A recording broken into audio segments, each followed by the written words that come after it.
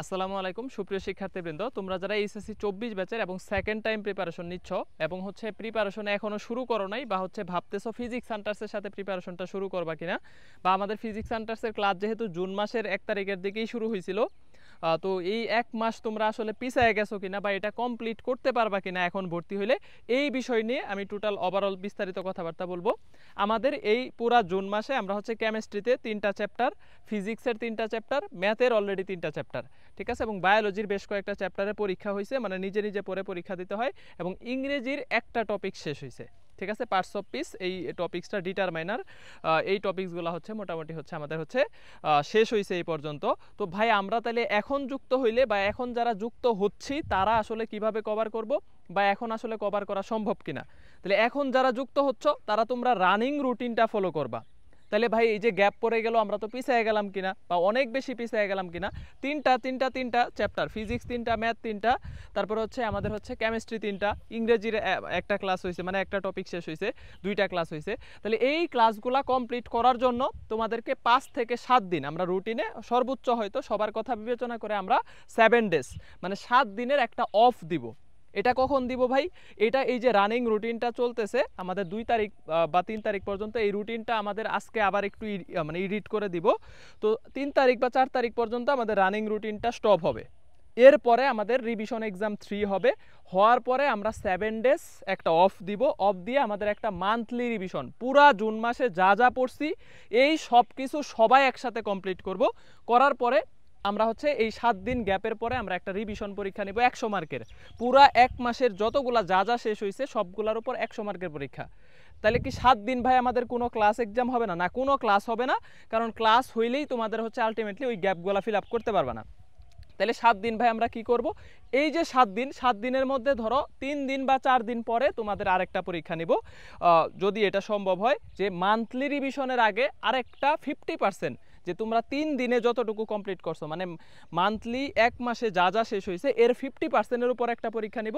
এরপরে 7 দিন বন্ধ দেওয়ার শেষ হইলে তখন মানে 7 দিন পরে তোমাদের একটা 100 মার্কের মান্থলি পরীক্ষা। এতে কি হবে, যারা আগে ভর্তি হয়েছিল গ্যাপ পড়ে গেছে, বা যারা এখন ভর্তি হচ্ছ বা মোটামুটি ভর্তি হয়েছ কিছুদিনের মধ্যে গ্যাপ আছে তাল মিলাইতে পারতেছো না, বা যারা এখন ভর্তি হবা এই জুন মাসের মধ্যেই ভর্তি হবা, জুলাইয়ের ধরো 3-4 তারিখ থেকে বা পরবর্তীতে একসাথে যাতে শুরু করতে পারো, তো তোমাদের জন্য কিন্তু একটা ভালো এই গ্যাপটাতে কভার করে নেওয়ার একটা ভালো সুযোগ আছে, ঠিক আছে। তাহলে তোমরা যারা টেনশন করতেছো ভাই সেকেন্ড টাইম ব্যাচ অনেক লম্বা সময় নিয়ে আসলে এই ব্যাচটা রান করা, এটা প্রায় 8-9 মাস 10 মাস পর্যন্ত এখানে তুমি সার্ভিস পাবা। তাহলে তোমার এখানে অনেকবার রিভিশন করার সুযোগ আছে, যে কারণে আমার মনে হয় যে আমি এই জুন মাস মোটামুটি ভালোই একটু স্পিডে আগাইছি। অনেক পরীক্ষা হয়েছে, 17টা পরীক্ষা হয়েছে এক মাসে। তো 17টা পরীক্ষা, এই পড়াগুলো আমরা রিভিশন করে আবার একসাথে একটা মান্থলি পরীক্ষা নিয়ে মোটামুটি সবার একটা প্রিপারেশন হইলে এক লেভেলে আসলে এরপরে জুলাইয়ে আমরা আবার একটা রুটিন করে দিব। তো তখন তোমরা একসাথে এক ফ্লোতে সবাই একসাথে আগাইতে পারবা। তাহলে যারা নতুন ভর্তি হইছো বা পরে ভর্তি হবা বা গ্যাপ পড়ে গেছে কিনা, কভার করতে পারবা কিনা, সমস্যা হবে কিনা, এইটা নিয়ে তোমাদের কোনো ইস্যু ইনশাল্লাহ হবে না। তাহলে তোমরা এখন চাইলে যুক্ত হয়ে যাইতে পারো। আমাদের অলরেডি প্রায় 6500 শিক্ষার্থী যুক্ত হয়ে গেছে। তো সবাই যদি একসাথে সিরিয়াসলি প্রিপারেশনের গ্যাপটা ফিল আপ করে আবার ফ্লোতে ফিরে আইসা সবাই একসাথে পরীক্ষা দাও, ধরো অন্তত 6500 জনের জন্য 5000 জন যদি পরীক্ষায় অংশগ্রহণ করো মান্থলি রিভিশনের, এই মান্থলি রিভিশন এবং 3টা সাপ্তাহিক রিভিশনের মার্কসের উপর ভিত্তি করে এবং রেগুলারিটির উপর ভিত্তি করে আমরা 100 জনকে টি শার্ট পুরস্কার দিব, এবং এখান থেকে কয়েকজনকে আমরা ভাইবা নিব, এটা তোমরা জানো। বাট টি শার্ট কিন্তু আমরা একটা বড় সংখ্যক শিক্ষার্থী, অলমোস্ট 100 শিক্ষার্থীকে টি শার্ট গিফট দিব। তো সেই ক্ষেত্রে কিন্তু তুমি চাইলে এই 100 জনের মধ্যে থাকার জন্য ওই লেভেলের পারফর্ম করো বা একটা প্রতিযোগিতামূলক পরিস্থিতিতে তোমরা পড়াশোনাটা গুছায় নিয়ে আসার চেষ্টা করো। ইনশাল্লাহ এই গ্যাপ কোনো সমস্যাই না। সেকেন্ড টাইমারদের একটা বড় সুবিধা তারা অনেক বেশি রিভিশন করতে পারে। আমাদের টার্গেট আমরা জুলাইয়ের অগাস্টের 21 তারিখে, যেহেতু এইচএসসি একদম ফুললি শেষ, অগাস্টের 21 তারিখের মধ্যে একবার করে শর্ট সিলেবাস ভালো করে শেষ করব। এরপরে আমরা আবার রিভিশন শুরু করব। ঠিক আছে, কারণ আমাদের ক্যাম্পাস ব্যাচ আস্তে আস্তে ধরো মেডি পরবর্তী ব্যাচ হচ্ছে ক্যাম্পাস, এর আগে কিন্তু তোমাদের এই প্রত্যাবর্তনটাই চলবে।